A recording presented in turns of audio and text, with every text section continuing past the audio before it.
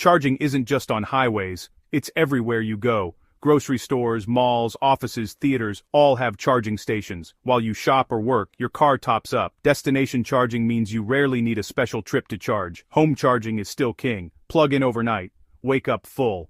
Smart chargers save you money by charging during off-peak hours. New buildings are required to have EV charging, even apartments. The network keeps growing. More chargers, more EVs, more convenience. Charging is now a non-issue. It fits perfectly into modern life. Let's look at how EVs took over the road. The numbers tell the story. In 2026, EVs are over 35% of new car sales in the US, over 50% in places like California and Europe.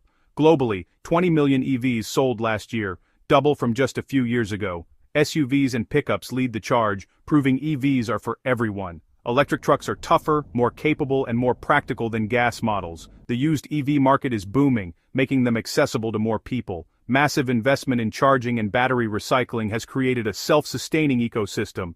This isn't a fad, it's a fundamental shift. Gasoline cars are now the niche. The EV revolution is mainstream. The road has changed forever. Here's how it happened.